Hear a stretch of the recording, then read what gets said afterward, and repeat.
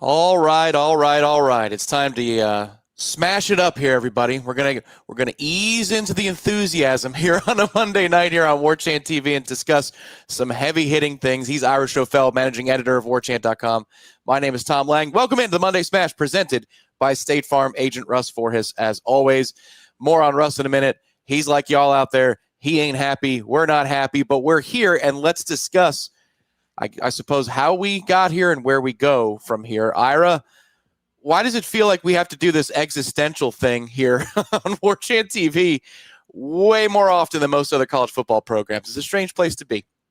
It is. It's also kind of crazy to think that wasn't that long ago that we were doing tequila shots and celebrating, and it's amazing. I mean, it's really crazy. We've both been doing this for a long time. I'm a little bit older than you, so I've been doing it a little bit longer. And it's just wild how these seasons turn. And how, if you think back to the end of 2023 and the kind of the root cause of a lot of the consternation right now is the contract that Mike Norvell's been working under.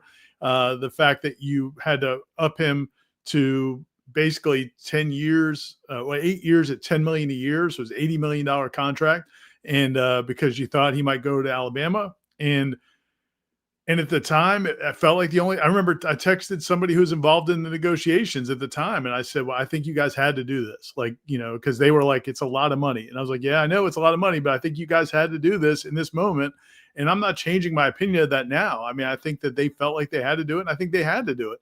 But here you are. And so that part of it's crazy that, you at the end of 2023, you felt like this was a guy you couldn't lose.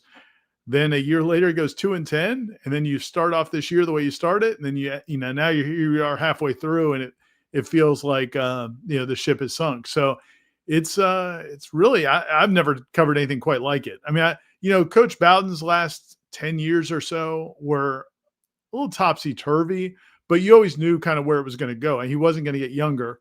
So you kind of knew at some point it was going to be enough's enough. When's that point going to be? Because ostensibly for a long time he was operating under what TK Weatherall, the president of the university, said was a lifetime contract. So you really didn't know what could possibly happen. Then with Jimbo, we knew things were eroding inside the program, but they kept finding a way to win games. And, in 2016, they still won 10 games, went to the Orange Bowl. So it's just like, okay, well, maybe this guy, even though things are falling apart behind the scenes a little bit, maybe he's just got so much talent that they're going to find a way to win 9-10 games every year. And we'll just see when he finally leaves.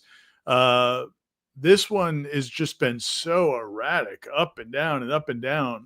The whole time he's been here, really, but also particularly the last 2 years. And it's not like anything I think I've ever covered. And I don't know that there's many stories like it, really, in college football. Well, you liken the era that we're living into the microwave era, and this feels like his coaching tenure microwaved dinners, because it can be very perfectly cooked on one part, but then the next bite, Ira, it's frozen in the middle. You're chipping your teeth.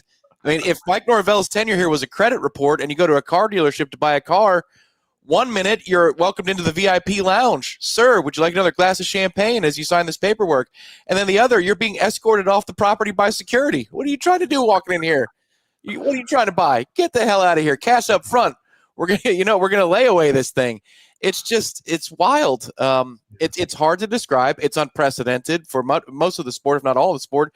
And certainly in Florida State, we've never seen anything like it. The highs have been amazing, but you really only got to enjoy the high of the ACC championship game for about 10 hours, 11 hours. That was the peak of his era, and it was gone. And I ain't trying to blame the rest of what happened on what happened that next day.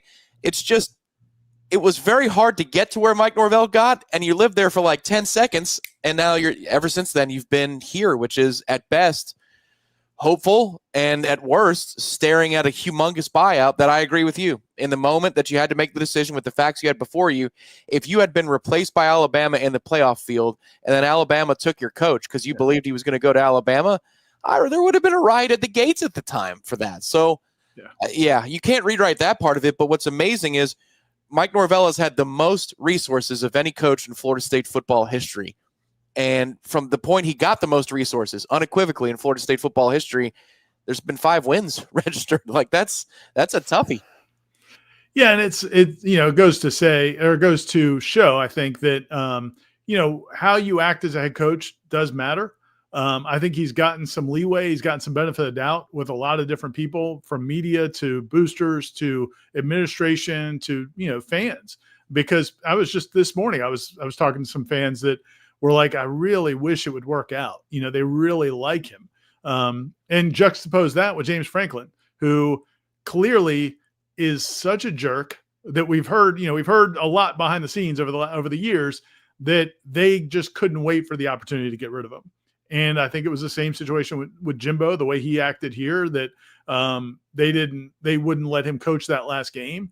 And then he's fired as quickly as he fired at Texas A&M because of the way he treated people. And so I think Mike Norvell has gotten every benefit of the doubt possible. Not only does he gotten his resources, but he's gotten a lot of the benefit of the doubt. And here you are. And the results just haven't come. So again, I thought some people were saying they expected something to happen this past weekend. I did not expect that.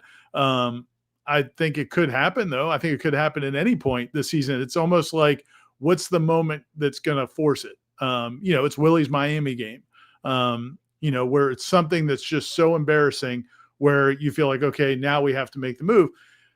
Or he does the unthinkable, Tom. He runs the table. He goes 9-3, and we're all laughing about this conversation right now. But there's there's no hint or sign or indication of something like that in the offing. He's done a lot of unthinkable things here at Florida State.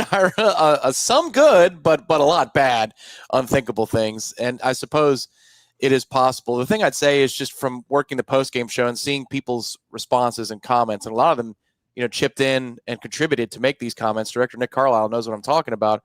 Most of them were people saying, I really like Mike. I wish this worked. I'm done. It wasn't the comment that said, I always hated this. Sorry, sack a bleep. It's about damn time. It was a lot of people who were telling you, I'm typically positive. I've been giving him, each and every opportunity. I believed it was going to turn around. I'm off it.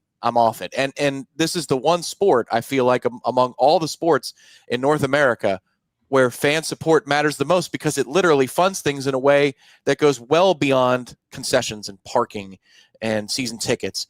You have to fund this at so many levels. That's where it felt different on Saturday. And that's the way it felt from afar. I wasn't in the building, but I imagine the view from the press box was kind of similar from what you could see. Yeah, I mean, and I think, listen, Florida State, it's a beauty and a curse for Florida State. It's on the one hand, Florida State's never been an athletics department or school really run by a few powerful boosters. There are some schools that are, absolutely. Auburn. There's a couple others that we can name that Auburn's the most notorious one. There's a couple people that write big enough checks that they're going to determine things. You think back to LSU when Jimbo flirted with LSU the first time and the second time. There were different factions there that basically offered him the job, or had it planned, but Les Miles wasn't fired yet, and then people stepped in and said, no, we're not ready for that. And then the next year, these big money people wanted them again, but then other big money people were like, no, we don't like him, we don't want him, and we don't want to pay him that much. So there are schools like that. North Carolina just had the power play that got Bill Belichick in place. So there are those situations. Florida State's never really been that school.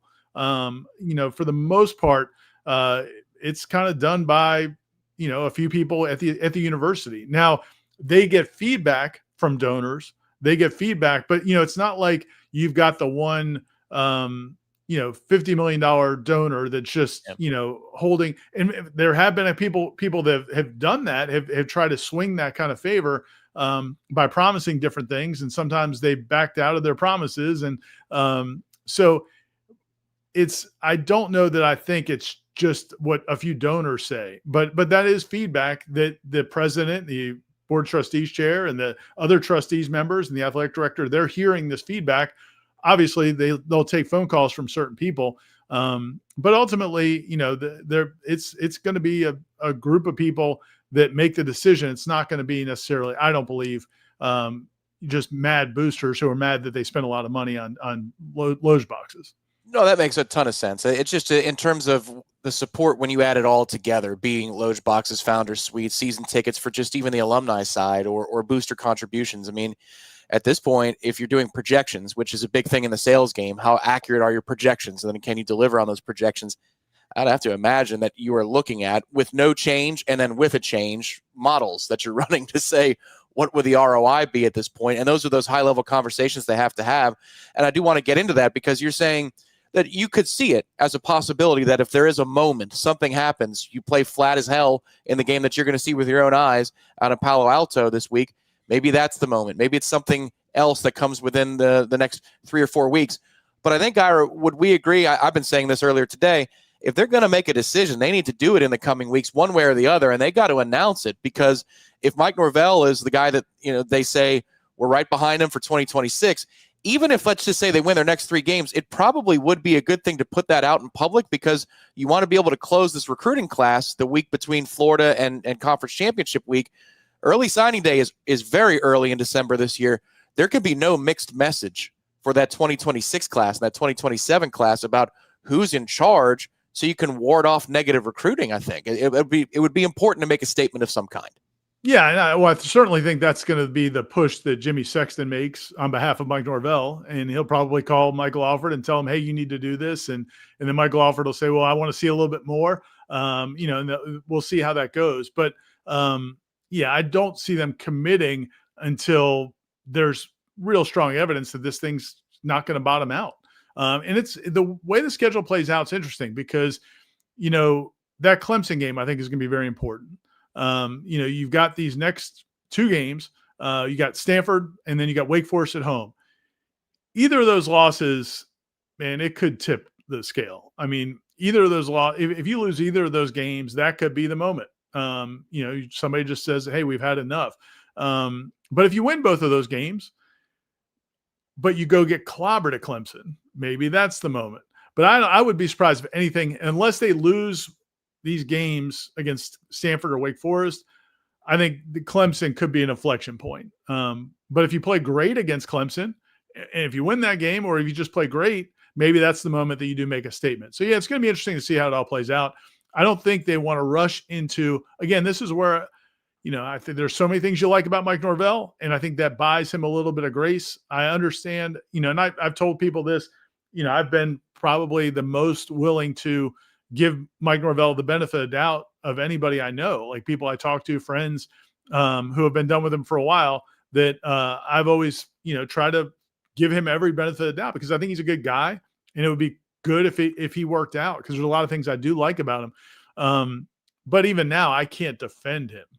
I can't sit here. A week ago, I was trying to say that I'm not going to hold last year against him anymore, because it's a new year, and let's see what this year turned out to be.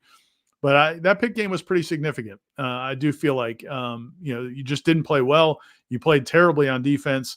You don't play smart. You don't play. You don't play a fun. You don't play. Not I would say fun. You don't play a brand of football right now that I think fans can get behind. And so that's a damning statement after what we saw last year. So I'm at the point now. If it happens, it happens. I can't really rally to his defense, and we'll see how it plays out. Yeah, for me, it was, I don't know that I was pounding the table saying that he needed to go this offseason. It was, he's an underdog to make it, to navigate through it. Right. And now at this point, every time we ask a question about the medium term and the long term, it convinces me more that I think it's more expensive to not make a move here in the near future than it would be to, run it back for one more season and then regroup and hit the reset button in 2027 or see what happens next. Apathy is no good in this day and age of college football, when you need money coming from every direction. And also you need enthusiasm for the recruiting trail, the portal, to keep kids on your roster in addition to bringing new kids in. I mean, that's where it just becomes such a daunting task. And it's like, well, what's the goal here? Is it to bide time and wait out for another 8 or 10 million or 12 or 15? Let's round it up a little higher, because the other coaches need to be bought out too. $15 million in savings 1 year over another. Which is more expensive? Either way, you're going to have to foot an enormous bill. And that's where it's easy for me to say, Ira, and you could speak to this, because you said it today on the JCS in your interview, they're leveraged to the hilt with all the things that they've done. You'd have to finance this thing out, I would imagine. I don't know the particulars, but they'd have to fundraise like crazy to get this thing done. And that's way easier said than done. And that's a humongous part of the math, literally a huge part of the math of what kind of decision they're going to make in the next month to 6 weeks. Real quick, I just want to address one thing in the chat, and I'll respond to what you just said. From Dylan in the chat, he says, you guys are the ones that wanted him to give up play calling. I assume that's to us, as maybe as Warchant as a whole. That was never anything I ever pushed for. I actually think Mike Norvell is a good play caller. I think that move was made to appease maybe the administration and to kind of buy this coaching staff more time. I think that was seen as, my guess is, I think Mike Norvell believes in himself as a play caller. I don't think he thinks that he needed to go to Gus Malzahn. I think he looked at that team and said, well, we don't have any of the things we need to be good on offense. We don't have a quarterback. We don't have good receivers, and the offensive line's not any good. Like that recipe last year would not have been good for any play caller in the country. So I was never pushing for Mike to do that. I thought when he did it, I thought, okay, well, he's doing this probably to buy himself some time, get some good grace, kind of get some energy back in the program. And if it works, great. And I could see it possibly working. And I think Mike Norvell, there were some positives to him going that role, but that was not me. It may have been somebody on our channels, but it was not me. But as far as what you're saying, yeah, I mean, there's a lot of factors that go into it. Certainly, what it's going to cost to, what it would cost to not only buy him out, but then, the assistant coaches. Now, I would say this, a lot of that will probably get mitigated when they get new jobs. The problem is, and some people, I've known some people have asked that, like, what happens when a coach gets another job?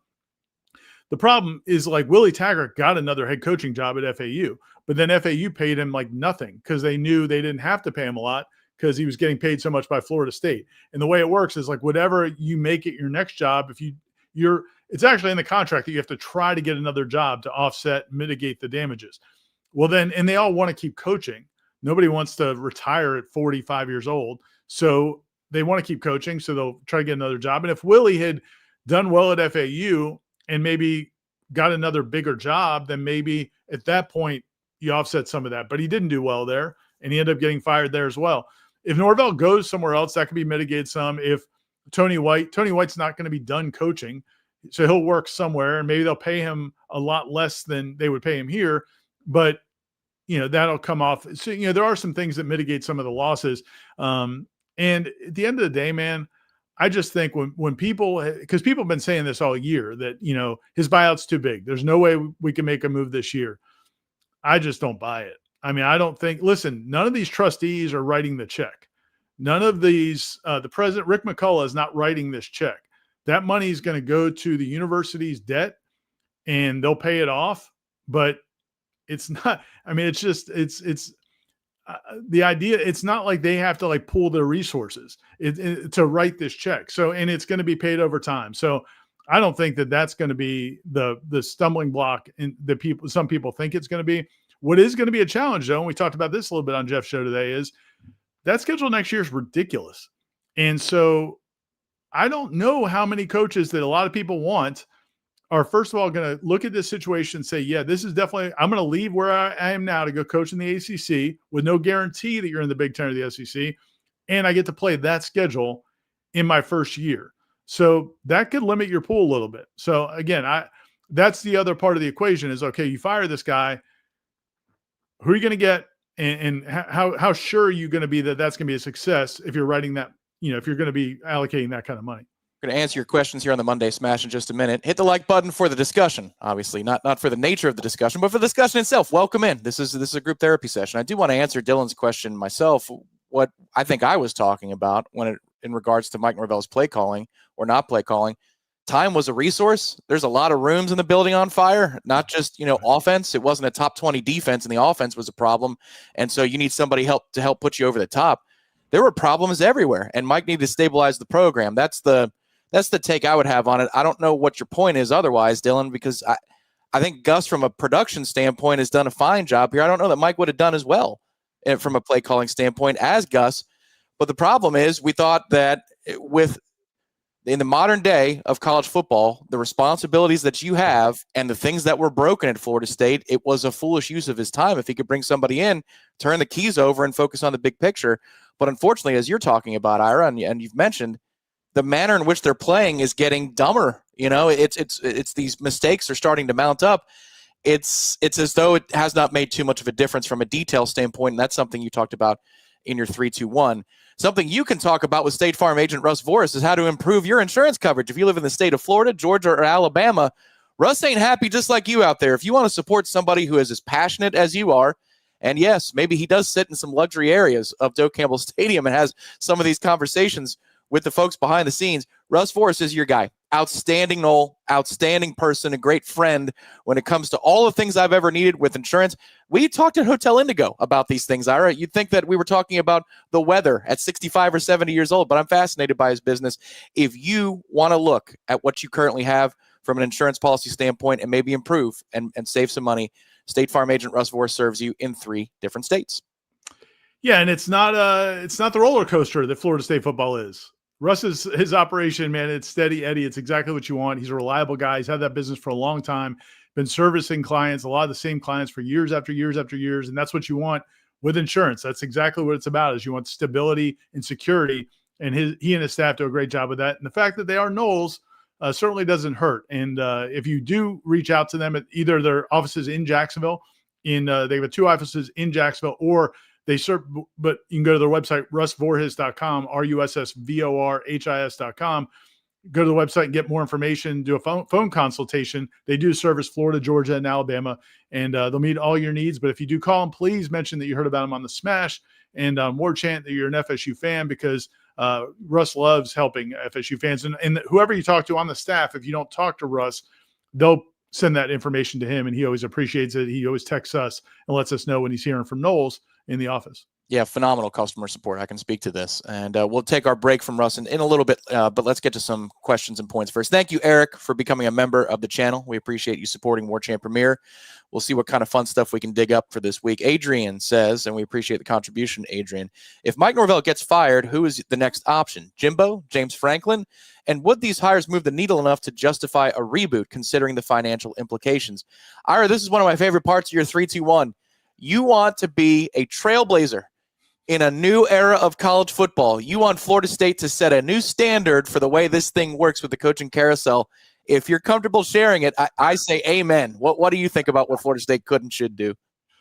Yeah, so it's funny. I was thinking about this last week, and I basically was like, at some point I'm going to write this, that if it looks like it's going to happen with Mike Norvell, and there's going to be some sort of change at some point, that I just think they need to explore the idea of not getting into the bidding war for the Lane Kiffins of the world.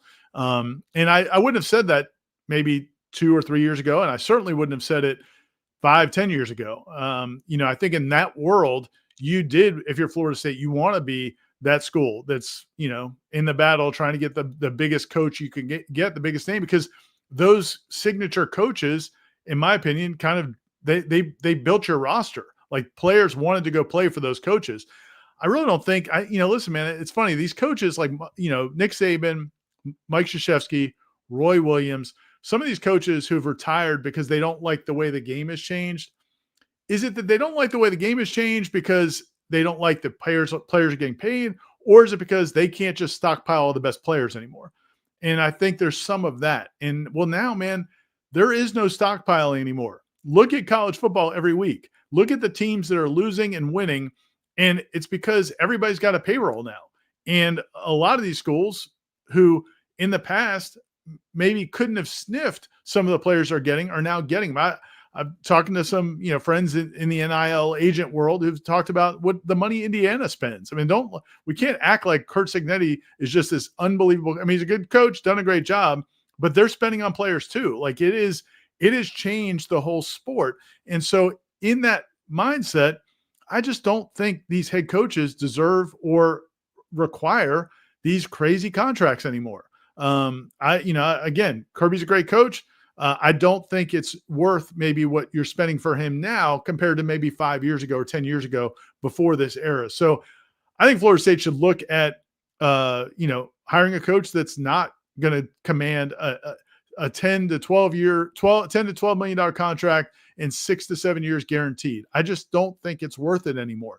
Now, maybe you're paying somebody $5 million and you're giving them 3 years guaranteed. Or, I saw one of the responses to my column, I mentioned maybe incentives. One of the responses to my column was, how about like you're guaranteed this money unless you lose more than 6 games in a year, then that year goes away, or whatever. This can be negotiated.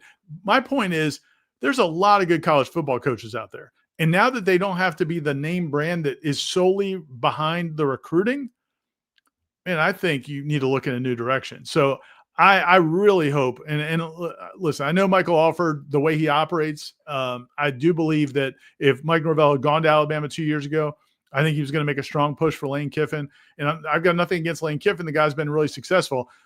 I just don't think with all the money you're allocating in all these different areas and the way the sport is changing that you need to spend that kind of money. I don't necessarily think that's what's going to happen. I think they're probably going to do what they're going to do and what everybody traditionally does. But I do think there needs to be a reset in these coaching salaries. And why not Florida State be the one to give it a shot? Yeah, that's where the market got so out of whack because there was no place else to put the money. There's so much money in college football for so long. Exponentially, it was growing that they put, chocolate fountains and water slides and all kinds of crap in these football-only facilities. And coaches and coordinators got paid so much more money. Time was not long ago, Ira, and I feel like I'm dating myself here, but $1 million coordinator was like, what? A coordinator makes $1 million, and now you're paying $2-3 million for a top coordinator. I want to add on to your idea. Real quick, by the way, just one quick thing. Somebody in the chat said, I can't remember. Oh, it's Kyle says, I agree with Ira. The only problem is Jimmy Sexton. Kyle, in my column, I said, you should tell Jimmy Sexton to lose your phone number because yeah. Jimmy Sexton's who's brought you basically all of your coaches since Bobby Bowden. So yeah, if you're dealing with Jimmy Sexton, yeah, that's what you're going to be dealing with. I would go from a different pool. But anyway, Lane would cost you $13-14 million a year because right now he's making $9 at Ole Miss. In how many years? Yeah. Right. Yeah, exactly. He's making $9 at Ole Miss. He's going to get a raise there, so you'd have to not match what they do. You'd have to surpass what they do.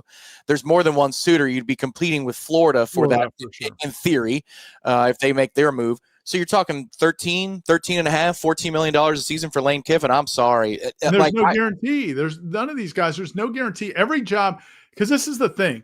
Every job is different. There's different circumstances at every job. And a coach may work in one job. We see it all the time. Yep. They don't work here, but they do work there. And so you'd be spending that money and committing those resources, and it may not work. Yeah, and if he made the playoff this year and won some important games, it'd be the first time he did so without blowing a game that he has no business losing. He tried to this past weekend at Washington State. Yeah. I mean, that's the thing here. If you're going to go swing for the fences, honestly, I would do the craziest thing in the world. And I said it earlier today. It's like shooting your shot with a supermodel. You're going to get turned down. But I would ask Nick Saban, and I'd say, what's the price? Is there one? And he'd tell you no, and you'd move on, and then you go to the next thing. But if you're just looking to establish credibility really quickly, there's another way you could do it, though, Ira, and maybe this is following your method and adding on to it. Could you empower a general manager, a football general manager, to be the face of making those decisions, not pay him an exorbitant amount of money, but then that's the person who sets the tone? Because you're going to have to be able to sell this vision right in order to fundraise. So if you're going to lowball a coach who's a good developer, you probably still need to have somebody of stature that you're entrusting the future of the program for another 5 to 10 years who can guide that vision and be the bridge between what you're trying to do, which is save some money on the coaching side and put it into the players and player development side, but then also somebody who's got a connection to Florida State that can sell the vision. I know the athletic director can do that, but I feel like we're getting into a more specialized area in the sport where we're going right now, that maybe you just make it NFL-like, and the general manager is the specific person in charge, not somebody who serves the head coach, but somebody who sets the agenda for the head coach. Yeah, I like that idea for sure. And because you are going to need somebody to vouch for whoever this coach is. Because again, if it's, man, but here's the thing. I've heard some of the pushback into my column was, that's going to really get the fan base excited if you hire this coach from a, group of 5 school or a coordinator or whatever it is. Listen, man, people were not super fired up about Mike Norvell until he had his press conference. And then people kind of got excited about Mike Norvell because you're coming off of what you just came off of with Willie and Jimbo. And it's like, man, this guy is fired up. He seems organized. He seems detailed. This is going to be a lot better. He's got energy and passion and fire. Like, he's got the things we want in a head coach. So he basically, he won the press conference like a lot of people, and they did a lot of really smart things early on to kind of win people over. So you're not going to get, but the reality is you're not going to, I don't think you're going to make the hire that wins, that just stuns everybody unless your Saban move works out. Because in general, other than Jimbo Fisher, very few of these coaches ever leave a Power 5 job to go to another Power 5 job. So you're probably, unless you get somebody who just got fired, like a James Franklin or somebody like that, it's going to be somebody, whether it's a Group of 5 school or somebody who's kind of on that second tier. That's how you usually hire people anyway. So I like your idea. I think the idea of a GM makes a lot of sense because, and if it's somebody that's got some equity with the Florida State fan base, that would be a positive as well. So yeah, I'm all for that. But even that person, we're not doing a 5-year, $8 million contract. It's going to be, a few $1 million and maybe a couple of years. And you can get more years based on how many wins you get, but we're not going to sit here and just commit to it's Jimmy Sexton should wear a mask and carry a gun to these negotiations he does. It's ridiculous. He's been robbing these schools for years. And you know why it's allowed to happen? Because these administrators don't write the checks. Going back to my point earlier, they don't have to write the checks. They just have to say yes. And then the school has to figure out a way to pay for it. So it's been the biggest scam for 20 years now. And I just think Florida State's got to get off this train, man. Whenever the time comes, I think you got to get off this train. That's probably his pitch. Doesn't it feel good to say yes? It feels better to say yes than to say no. And to be clear, like I was earlier today on JCS when I brought up Saban's name, I think there's no chance. But I would at least make him say no, or make him read the text. Like I said, so you send him the text and it says read, and then there's no response. Just that. Just a little thing. Kiss OD, thank you very much for the contribution. You say, in addition to a 9-3 season, what would it take to rejuvenate Mike's FSU standing? This is where I come to the conclusion where I think he's done, man. It would take finishing well inside the top 10 with a recruiting class for starters, I think, Ira, because then people go, whoa, okay, which means that there's investment behind the scenes to close the deals on that front. But I think it would take 9-3 plus something like that in order to get people's attention. Is there something I'm missing there? I mean, when you take into consideration again, and I understand where you're coming from, but I think when you're taking into consideration that there's a lot of risk if it doesn't work out, it is going to cost a lot of money if it doesn't work out. If he were to go 8-4, you're talking about winning these other 4 games that you should win, or you certainly have the talent to win. And then that leaves Florida and Clemson. And if you win one of those games, particularly the Florida game, that's a scenario where I say, man, it may feel a lot different than it feels today. If you go win at Stanford, you come home and win at Wake, you play well against Clemson. Maybe you don't win it, but you play well. You beat Virginia Tech, you win at NC State, and then you beat Florida and Gainesville, and you haven't fired him yet. I think there's going to be some energy. The recruits, listen, I mean, we have a story on the website today from Adam Gorney with the Rivals. He basically polled a bunch of these recruits, and Michael and Matt have been doing this too, but Adam got a bunch of them. And they're all like, yeah, man, I'm locked in with Florida State unless there's a coaching change. So you are going to lose recruits also. I'm not saying that that's I'm not saying that that's like a reason to stick with them. I'm just saying there's a lot less work to do if he somehow goes 8-4, 9-3, and you've got that energy going into the offseason. I think you can make it work. I don't think that's going to happen though. Like there's nothing we've seen in these last 3 weeks that makes me think they're going to win these next 6 games or even 4 of these next 6 games, let alone 5 or 6. So I don't think it's going to work out, but if it does, if he wins 5 of these last games and goes 8-4, certainly if he wins 6, I think everybody will be in a different frame of mind going into the offseason, I think. Seen this question a lot on the chats, on the boards, social media the last few days. It's regarding a former FSU coach. Could there be a homecoming? I think Ira and I stand on the same side of this one. We'll discuss in 15 seconds after this message from our sponsor, State Farm agent Russ Voorhis.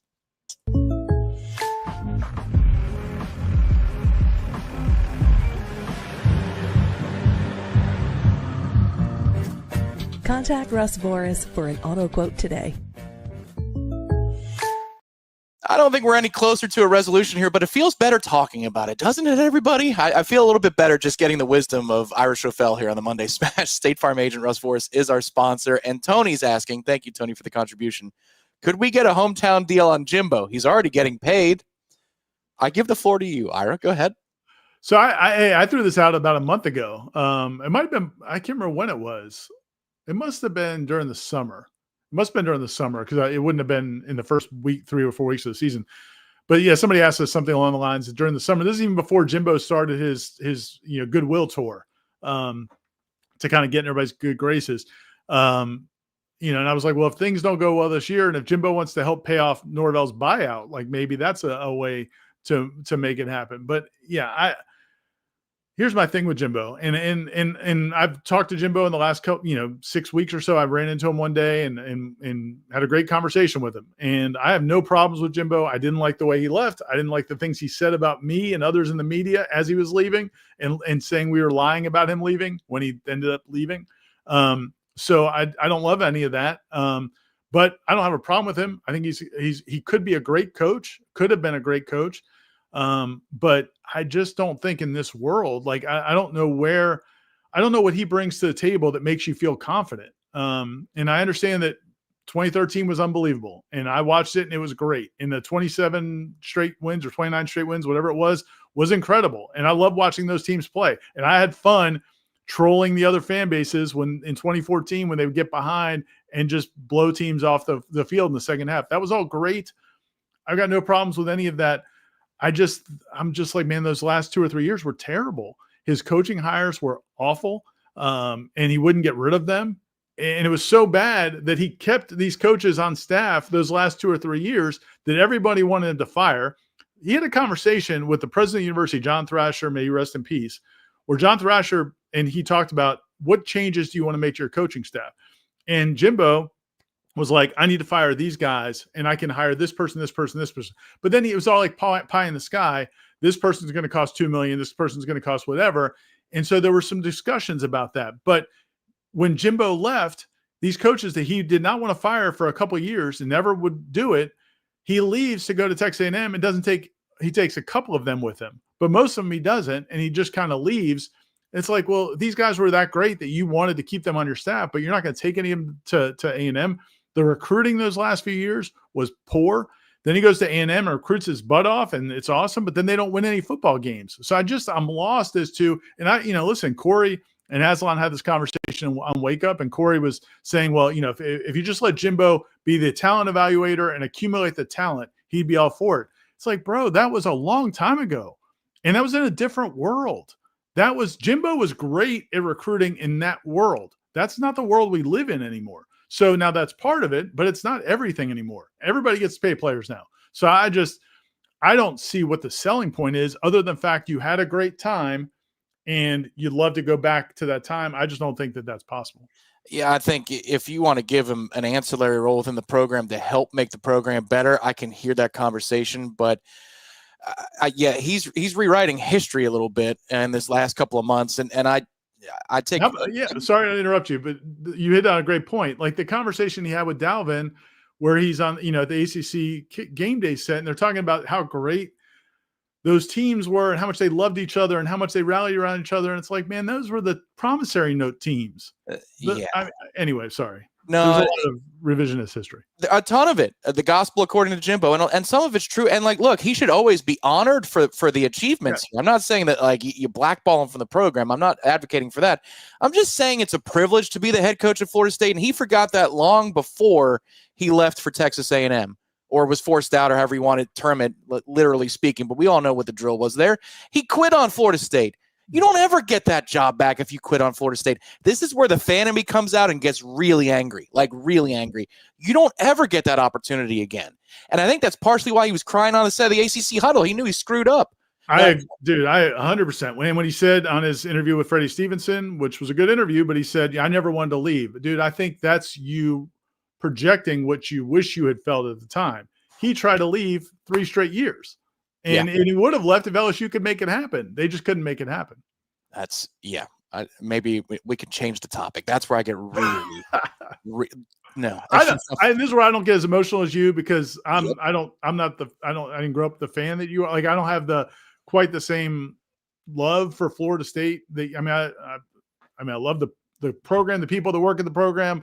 I have good feelings about Florida State, but I did not grow up with it the way you do. And in general, I don't take business personally. Like, I think you just charge it to the game, but I don't even understand what it brings. Like, I don't understand the selling point other than just, hey, it's like, a relationship you had 20 years ago and, you want to rekindle it. My parents got back together like in their 60s, divorced 15 years earlier.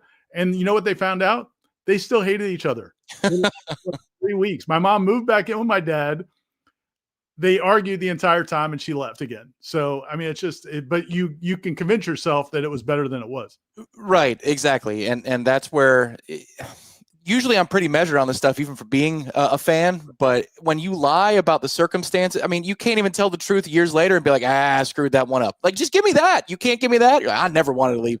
Get the hell out of here, man. It's such a great job, and you treat it like crap, and then you go get all the resources that you cried about not having here, and you sucked. It's like, so why is he the only person on earth that we can hire? And I understand the question. I'm not trying to denigrate the question. It's just, God almighty. Houston says, will Mike's black eye be the Norvell era equivalent to Jimbo's Christmas tree? Didn't it feel like, oh God, this is the kind of crap that happens when it all falls apart last week, Ira? Just when I saw that in the group Slack, Mike's got a black eye. I'm like, you have got to be kidding me. Any thoughts? Yeah, no, the only thing with this, and we've all heard the story. It's a very innocuous story if it's the truth. And I've heard it from a bunch of different people, so I assume it is true, and it's not a big deal. Basically, but he was moving something and bumped into something. But this is where I look at FSU, and it's like, man, you guys the only thing I can assume, and I wasn't in the room that day when he came in, but a lot of the reporters in the room did notice it. I think it kind of was evolving like as over time, and it got darker. And it shows up on the video much stronger because it's zoomed in. But like, we're in that room, like Corey didn't notice it. And Corey was in that room. There's another reporter that was on the other side that didn't notice it either, that I was talking to. So I just don't think they thought it was going to be an issue until it was an issue. But it would have been very easy for them when they walked in the room to say, yeah, guys, this is what happened. And then it could be kind of diffused earlier on. But instead, they let it fester, and now it's become a thing. Honestly, kind of like the Christmas tree, because the Christmas tree wasn't that really wasn't. It's not what it was made out to be, right, but I'm going to still make fun of it just like everybody else. It's one of the great moments in program history. Like, I'm thankful, and I'm mad about Jimbo before about the other stuff. Like, I could be bipolar like him on this topic. He deserves to be honored for all these great things. And one of the great things he brought to the university was the Christmas tree that he had chucked because the lights broke, whatever it was, a couple of weeks prior. Yeah. And every single year that I take my Christmas tree to the curb, I take a picture of it and text friends that it's my homage to Jimbo. That every single year. That you're going to work for TexasAgs.com, like resources. Easy Living 247 says, Tom and Ira, is it possible that the snub really did mess with Mike and he just hasn't recovered? I suppose. I don't know. I hate blaming everything on the snub. I think it's tired, but it's also real. It happened. He was indignant about the thought of it being possible the night before. Hell, I was too. But Ira, you were at that press conference. He's like, no, we haven't lost the game. There's no way that we get left out of this discussion. And then it happens. I don't know. What do you think? Yeah, and it wasn't just him. I mean, I remember on the field after the AC championship game talking to these high-level people that we're talking about here with making this decision, and none of them dreamed it was possible. They all were convinced that it's never happened. If you're undefeated and you're a Power 4, Power 5 champion, you're going to the playoffs. So they were all totally shocked. I don't think, personally, my feeling is it's not the snub necessarily. It was what happened after that. It was the players opting out of the bowl game. Because this is something that I've heard from other coaches. People in other athletic programs have told me the same story, not same story, but the world we live in now. Okay. These coaches have always had these strong relationships with their players, certain coaches, especially. And Mike Norvell is one of them. Like he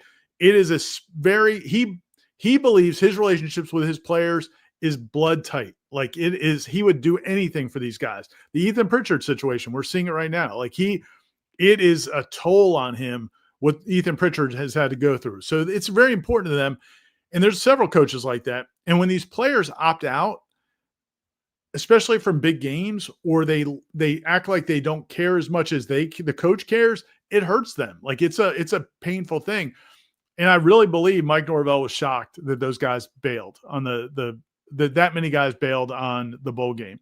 And I don't blame them for doing it. I don't know that he blames them for doing it. But I think that on top of getting snubbed and then having so many players say they're not playing in your bowl game, I think that was tough for him. How that manifests in terms of, did it change how he interacted with players? Did it make him more trying to connect with them? Did it make him question some of the relationships he has? Like, I don't know any of that. I can't speak to it. I do think there's something there, but I don't think it was just the snub. It was all those guys opting out of the game. I think he took that hard. That makes sense. Terry has a question for you, and thank you for the contribution, Terry. He says, question for Ira. In your opinion, who's a fit for us? Because he's speaking specifically as head coach. Yeah, I'm not good at this game. And we may have to play it. Like I'll have to jump in like everybody else and have, because I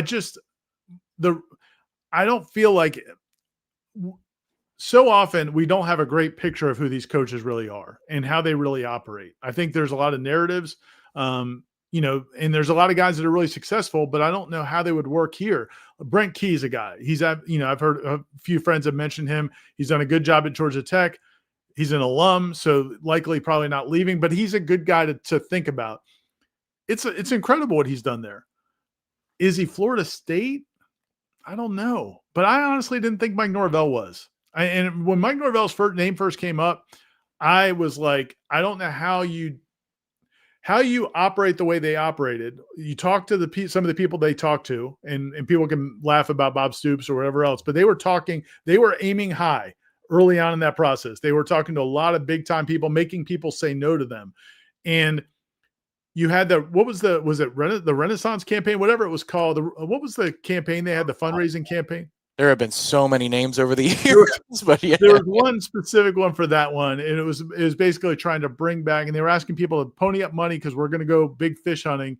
And I said at the time, I was like, I don't know how you do all that and then go hire a Group of 5 coach again, which basically was what Willie was. He did have a year at Oregon, but basically a Group of 5 coach. And then they did it, and then I thought Norvell was a good guy. I thought he was a sharp coach. I thought he had a chance to get it done. So I couldn't see a guy like Brent Key. I think Florida State, there needs to be a certain personality. I think Brent Key, I haven't seen that personality from him. So I'm just not very good at this. And a lot of times I don't believe the narratives that are put out there. But like Corey was, harping on James Franklin today on Wake Up Warchant. I don't think that's a great fit at all, but I'm not good at this game. I apologize. Well, no, I mean, look, it's like drafting a quarterback in the first round of the NFL draft. You're flipping a coin. You don't know how it's going to land. And now that's where I am in total agreement with you that you're just throwing a lot of unnecessary money after some of these high-named, high caliber in terms of brand coaches, if it's a Lane Kiffin or a James Franklin, because of all the teams that you're going to be bidding against. The extra $4 million a year that you had to spend to go get that guy, is that going to make more of a difference because you have him, or could it have made a better difference and a larger difference if you dump that into something you could do with the players, development, assistant coaches, maybe redirect the funds so that your NIL game outside of your rev share is more robust? Like, where is the money best spent? Florida State's got to ask those questions. And I do really quickly want to footnote, you nailed it. It was the Renaissance campaign in 2019. Okay. So well done on the memory. Appreciate that. That's where we agree. And there have been so many sure things as coaches over the year. I remember, look, I know you weren't, and you were right. Tom Herman was everybody's guy. Yes. Tom Herman was the guy. And then he goes to Texas, and it starts out okay. He wins the Sugar Bowl. He beats Georgia, talks about player-led programs, and everybody's like, look at this, right on schedule. And then splat. And where the hell has Tom Herman been? So there is he just got fired by FAU a year ago. Yeah. There's no perfect answer. There really isn't one. And the thing, I guess what my thought is, if I was And so if I spent some time, I probably could pick the right name. I think the guy at Tulane's impressive. I think he's real impressive. I think the guy at Wake Forest now would have been a good possibility but he just took the Wake Forest job. I think he's impressive. I feel like in terms of if we're just starting with a blank slate, coming off of 6 years of Mike Norvell, if it ends up happening this year, if it doesn't turn around and they end up having to go in a different direction, I like the idea of a little bit more no nonsense kind of guy. I just think that that's what you do when you're hiring. You kind of go away from what you just had. And that's why part of the reason they hired Willie, I believe, was you just had Jimbo, who was kind of a horse's ass to a lot of people in the athletic department and was not easy to work with. I'm not saying work with the other people he had to work with. And he didn't want to be here anymore. And then you've got a guy in Willie Taggart who is telling you this is his dream job. He wants nothing more than to be there. And he's a nice guy and likable. All those things, I think, kind of helped push him over the edge to make them really want him. Then that doesn't work out, and he's disorganized, and there's a lot of problems behind the scenes. So Mike Norvell is Mr. Organization. So they want to go in the other direction. And I think if I'm looking at this team right now, if I'm pointing to things I don't like about this team, the way they play, I don't feel like they play out of, I'm not going to say fear of the head coach, but it feels like guys are allowed to do things and there's not repercussions. This is one of the things Bryant McFadden ranted about over the weekend, and he's ranted about through the years. And he likes Mike Norvell, but I've heard BMAC say this a lot, and I think it's accurate, is, and people blamed Adam Fuller for it, but now you've got a new defensive coordinator. It's the same thing. It's when you make big mistakes and you do really silly things or dumb things in a moment, you can come off the field. Like there should be some fear and expectation. Antonio Cromartie just tweeted about today about the standard and about how he knew there were things he couldn't get away with when he got to Florida State. If I've got a criticism right now, is it feels like, and part of it's because he's been here 6 years, but there's a feeling that there's not repercussions. And I'm sure they do things, man. I'm sure they run wind sprints, and we were practice for a long time, and we knew they worked hard at practice. But sometimes you have to have that level of fear/respect for the head coach. I would like to see somebody who brings that. I don't want to see a player's coach. I don't want to see somebody coming in who's loosey-goosey. I think they need somebody who's going to be a little bit of a hardliner. But it's hard for me to say exactly who that is. To advance the discussion from there, I want to bring up a moment, Ira, that you hurt me a few weeks ago. You hurt my soul when I said I like this team, and you brought up what was going on the field in Charlottesville before the game against Virginia. That was where you said you brought it up the first time because you didn't talk about it on the wrap, and about Florida State just getting in Virginia's face for no good reason, no earthly reason, and it wasn't necessarily senior captains that were doing that, but it's just it's a bad look, and it sounds like there was a little bit more of that this weekend against Pitt. I'm like, this was your chance to reset, so all that crap is knocked off in this from 24 to 25. Like, there was a chance to set the tone to where some of those details are followed. And to echo what you're saying, I don't know that I'm looking for the exact same thing, but I feel like this game is becoming more and more and more professionalized. Right. I know most coaches don't want to deal with the recruiting thing, but I'd love to have some NFL presence in the future organization. I know I'm already kind of pushing for that with the general manager idea, but this game is getting so much more professionalized. We don't have collective bargaining yet. You're going to have to still be very good in recruiting. But if you could find me somebody who's a straight pro to be the head coach, and then, this is the important part, empowers the right coordinators and the right assistants to go hit the trail like crazy, and the guy's got a little charisma. I mean, like, this is a very difficult thing to check all of those boxes, but I do feel like there has to be a little bit more of a professional mentality. This game's got more parity. It's got more money for players. It's got more player movement. You really have to have, I think, a model that resembles Sundays more than ever. It used to be very different. It used to be all shucks, arm around the shoulder. It's not that way anymore. Yeah, man, I think you make a great point. I think that's something that certainly should be considered, because and the reality is the players, when we talk about recruiting, like, what are recruits looking for? They want, in this world today, they want to go to a place where, they want to win, but they want to go to a place where they're going to be developed and prepared for the NFL. Like, that's the number one goal. And in an NIL/revenue sharing world, they want to be able to make money while they're here doing it. So those two things, the revenue share is going to be there. Florida State's going to pay top dollar, whatever they can pay. The NIL will be there. It may not be as big as Michigan or Texas Tech or SMU maybe, or some of those schools, the oil money or whoever, but it's going to be very good. So you're going to have those pieces in place. The question is, do you have a coach that players will believe, if I go there, that guy's going to get me ready for the NFL? Well, that's a great selling point right there, man. If you get a guy, and look at look at what Luke Laux is doing right now with these basketball recruits. Every single recruit that comes, that's what they talk about, is that guy and one or two of his assistants have coached in the NFL and the NBA. Like Luke's coached in the NBA for several years. He's got a couple other guys on his staff that have spent a lot of time in the NBA. That's appealing to them. And so even if you haven't ever won a national championship, if you've got that information, it's helpful. And yeah, man, I think that certainly could be something that would be attractive to recruits. Yeah, it's just the whole thing is those hires at the assistant level have to be down with the current game on the trail. Like that's, it can't be this, like I see people talking about Gruden in the chat. I'm like, well, let's say that Gruden, for example, brought in, he wanted Bruce Allen to be his general manager and he wanted all those pro assistants. No, that at the assistant level, that's where the hunger and the youth and the passion for recruiting has to be a part of the equation. It's the interview is going to matter. Like people are asking, well, what do you think about this guy? What about Belichick? You know, he was an NFL guy. This is where you have to hope that the people that are interviewing Ira are asking the right questions, right? Because as you're saying, you never know the full picture of a vision of what a coach has in mind for a program. Those questions are so important. In the last few minutes that we have here, Brett asks, we have a few more questions. So what happens if we go 7-5, losing to Clemson and UF? I love this term. It's curtains, right? I mean, it's curtains for Mike Norvell at 7-5 with losses to Clemson and a UF. Yeah. It's a tough sell. I mean, I really think that's why the Pitt game was so big. I really felt like the Pitt game, if you win that one and you win the other winnable games, very winnable games, but you lose to Clemson UF, I thought at 8-4, I think, you could have moved on. But I think it's tough. And it's funny because we talked about this before the season. Like everybody would ask, is it 8-4? Is it 7-5? Is it 9-3? Like what's he have to do? And I always said that 8-4, I thought for sure he was good. 7-5 was dicey. It depended on what it looked like.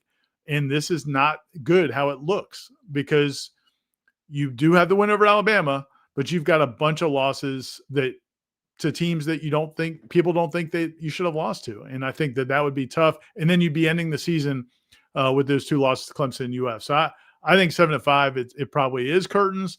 But there might be some people in the administration that push to keep him because they don't want to pay the buyout. The sequencing matters too, right? I mean, like if they didn't beat Alabama and that third win came from somewhere else in these last three games, it feels a little bit different than the win over Alabama. Like that, I mean, because we were all thinking 7-5, 8-4, 9-3 was probably where this is going to land. It still very well could land within that range. But here we are at 3-3, and I think the Alabama thing changed the way, and the sequencing of being 0-3 in the conference changes the discussion. Coach Henshaw in the Henshaw's House piece that people can go read at warchant.com. George Henshaw, longtime NFL and college coach, played for Bobby Bowden at West Virginia, coached with them, coached in the NFL for a couple decades. He made the point that the problem with the Alabama game is you let people see that you could play like that. And then when you don't play like that, it's more aggravating because you're like, well, wait a minute, I've seen what you can do. It's like one thing, it's like, if your kid does, can't do something, but then you see him do it, like, well, I've seen you do it. I know you can do it. It's in there. Go do it. Well, it's the same thing. And so that Alabama game has become a little bit of an albatross because when you don't play anything like that anymore, it feels like you're making the choice to not play, or you've gotten so overconfident or whatever it is that you're not playing to that level. And it becomes even more irritating. Justin says in the chat to take a break from the coaching staff. What would you guys do to try and improve the defense for the rest of the year? Anything that you mull over in the press box on a Saturday, sir? I mean, I just, I go back to what we talked about in Jeff's show today, is that, it's strange to me. And we don't know much about Tony White. I mean, this is the first time we've watched him go from game to game to game, but it very much feels like there's an emphasis of the week. And then there's not like the supporting efforts to counter that, whatever the counter is by the other team. And my point, is just, you look at that Virginia game where they couldn't stop the run, and then you go the next week and it's all hell bent on stopping the run against Miami, but then you give up these plays in the passing game and these big plays in the screen game, and there's no adjustment to that. That's how you lose that game. And then a week later, it looked like they were deathly afraid to give up big plays. And that umbrella defense they were playing, where they've got, the safeties dropping so far back, and the linebackers were closer to the safeties than they were to the line of scrimmage. So you just have this huge vacant area, and then they're not reacting. It felt like there was a mindset of, let's keep everything in front of us. Let's not give up the big play. Well, yeah, okay. But you give up, just 8-play, 75-yard drives. And so that's been frustrating to me, because I think Tony White's a sharp guy. I just don't think he's figured out how to push the right buttons with these guys, and they're just not smart enough. I think maybe he's counting on some guys to be smarter than they are in terms of football IQ, and it's not showing up. I don't know. I don't have a great answer for it, but my guess is this week they're not going to they're going to bring more pressure, and they're going to get after the quarterback more, and we'll see how Stanford responds to that. Yeah, that would be my sophomoric solution, which would be just blitz like crazy, because it does one of two things. It ends the drive early one way or the other. And Gus wants more possessions. One of the worst indicators early in that game was you had one possession in the first quarter. Gus doesn't want to play like that. You might as well try and win games 45-42 at this point and try to generate some turnovers along the way. Is that going to lose you a game along this stretch? Absolutely. But it's better than what you're just describing, which is just these death by paper cuts. And now Gus isn't in a rhythm to do what he does the way that he likes to do it. Well, Scott, and then it's compounded in that game where Tommy gets hurt and can't really run. And so, I think you mentioned on the show, there's that 3rd and 5 where they just hand off, and it's like, what? So, but it's like, but if Tommy can't keep, then what are we doing here? Yes. And I don't know if it's a called read or not. That's one thing that you can't know. If it's a read and he doesn't keep it there, then he doesn't need to be on the field, Ira, because that is infinitely worse than the interception against Miami, where he just throws it up on first down. He could, even with his bum leg, because clearly he re-aggravated it, whatever it is with his leg, he could have moonwalked into the end zone. I'm like, oh my God. Because you look at that play initially and you say, Gus, did you just give up on the possession, 3rd and 5? If it's a read, buddy, it was there. Scott says, like many, I'd like for it to work out with Mike, but just curious, Ira, how does this buyout work? How much is due immediately, and how many years for the remaining balance? So this is what you're speaking about in terms of liquidity, cash up front, that kind of a thing, right? Yeah, I would have to go back, and I have the contract. I'll look at it tonight. I'm sorry, Scott, I should have looked it up earlier, given the nature of what's going on. I thought about it yesterday, but then when I realized it wasn't going to happen immediately, that I didn't go look at it. But in general, the way they work is you have a certain amount maybe that's due up front, and then the rest of it gets paid off, because they have to. Part of it is that the reason it's in payments is because if they're supposed to go get a job, theoretically they're going to go get another job, and then that's a part of the contract is they're required to go try to mitigate. It's kind of like workman's comp or something, or what do you call it when you get laid off? That's not workman's comp. Unemployment insurance. Unemployment. Yeah. Yep. When you get unemployment, you have to go apply for jobs. Like, you can't just collect unemployment and say, I'm just going to sit on my couch all day. Ostensibly, you have to go apply for jobs, and turn in paperwork shows that you're trying to get a job. Similar to that, on a much bigger scale, when you get these buyouts, you have to try to mitigate it and get another job. When you get another job, then they'll pay you, and then that comes off the amount. So, again, that's why.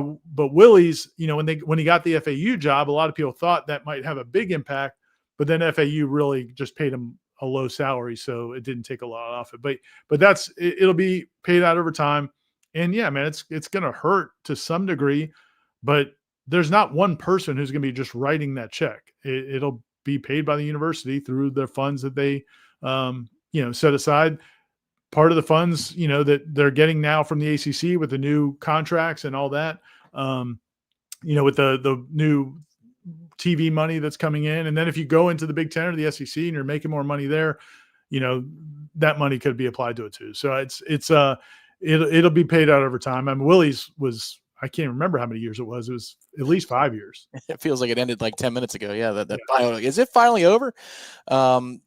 For Florida State, I think this is a wait and see weekend. I want to note that we do not have a post-game show on Saturday. We have a watch-along on Saturday because of the nature of the 10:30 kick. So on Saturday, I know it's many days ahead from now, but I'm going to note that on all of our programs this week, that if you want to join us, watch the game together, commiserate, maybe pour a few cold ones. Saturday, it'll be at 10:30.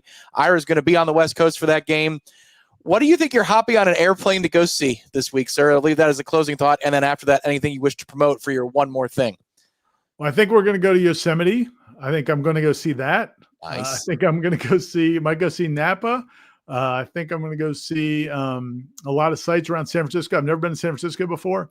But if you meant about the game, I think it's going to be a tough game for Florida State. I don't think Stanford's a good football team, but they've shown a couple signs of life this season. They do have a couple wins. And, yeah, man, I'm very curious the headspace of this team. I'm very curious how they handle the West Coast trip. Coach Mike Norvell talked about that today. They're going to leave Friday.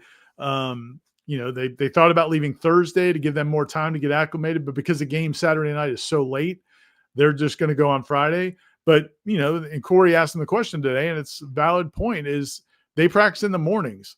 So you're not only going to be playing a night game, you're going to be playing like a very late night game, basically playing like at 11 o'clock, 10:30, 11 o'clock till 1:30 in the morning.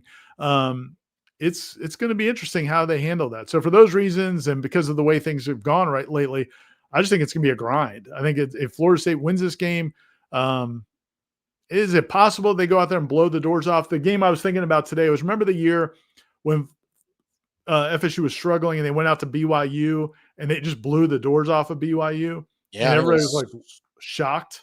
2009, they came back and lost to USF the next game, I think. Exactly. Yeah. So it's a weird deal, man. I just think it's a weird deal. It's hard to know what to expect, but I expect it. I'm not going into that game expecting Florida State to win easily. And if they do, then to that point, like about coming back from the BYU game, you have to be careful the next week coming back from that. So I think this is going to be a challenging stretch, even though it shouldn't be. I think this is going to be a challenging week. One of my favorite non-called defensive pass interferences in history was Greg Reed on the tight end against BYU. He lassoed the hell out of that guy's jersey to launch himself in front of a pass for a pick six. And those refs, like it was somebody playing Florida State and it's an ACC game, like, nope, I didn't see anything wrong with that at all. And as a pick six, Florida State was off and running that night. Do we have one more thing tonight before we sign off, sir? Well, we do. We've got a lot. Do we need to do the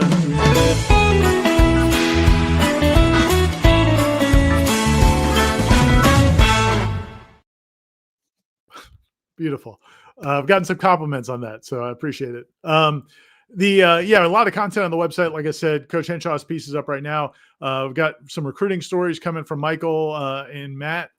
We also have a story on FSU football from Corey talking about Mike Norvell and kind of where he's at right now from his press conference today. And, if you haven't watched the press conference, kind of looking at, just kind of how Mike Norvell's handling all this. He was pretty upfront about he's aware of the situation. He knows that everybody's pissed off. But he's also, repeating some of the same things he said before about how nobody's more upset than he is. But, I think it's interesting where he is in his headspace right now. I think he handled it as well as he could. He could go all rah-rah right now and try to get people to buy in. But I don't think the only thing that's going to get people to buy in right now, and I think he knows it, is to play better and win football games. And we'll see if they're capable of doing that. Do you like to look out of the window when you're on a plane? Are you a window guy, aisle guy? I like the aisle because I like the little extra leg room if possible. I'm fine with the window, and I like to occasionally take pictures of the cool clouds. Yep. Like if you get cool clouds, the blanket of clouds, I like that. But I'm not bothered by it, but I'm not fascinated by it either. This is one, the flight to San Francisco, you're going over the mountain ranges and national parks and so forth. And then the flight into the airport, I highly recommend looking out the window for that. It's cool. Really? It's pretty cool. Yeah. Now there are definitely some that are awesome. Yeah. Like flying into Reagan National is phenomenal. Yeah. There's some cool ones that I love the descent or taking off. But once we're up there, I'm just whatever. Yeah. And it's a long flight. I don't know one layover.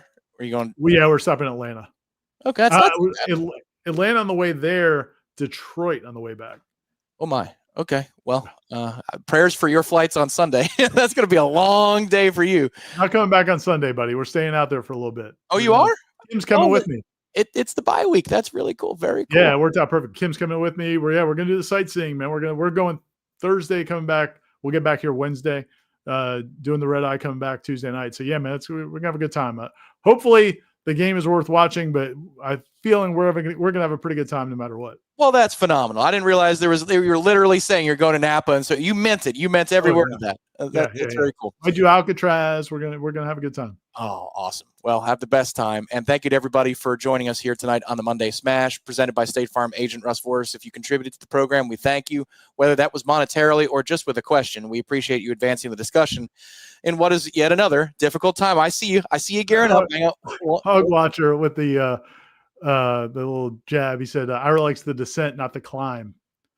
I didn't say that, Hog Watcher. You said that. Don't put words in Ira's mouth. He's got plenty of words to say, and you can find them on warchant.com right now. Sign up for just $1 for your first week. It's going to be a weird couple of months, fun couple of months to track here at Warchant of what's coming up for Florida State football. We're all watching this together. We'll keep you apprised on warchant.com and Warchant TV throughout the week. Thank you to Director Nick Carlisle behind the scenes. Once again, our sponsor, State Farm agent Russ Vorris. For Ira, I'm Tom.